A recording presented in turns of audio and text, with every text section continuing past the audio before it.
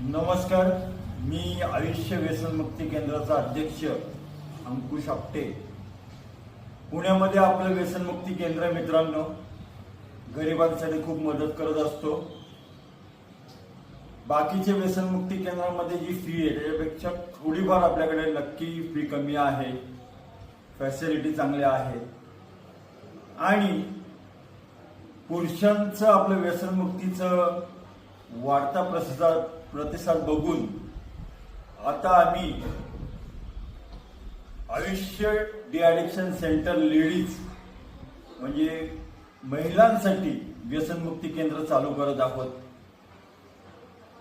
प्रशस्त जागा आहे, त्यांना बेड्स आहेत, राहण्याची उत्तम सोय आहे.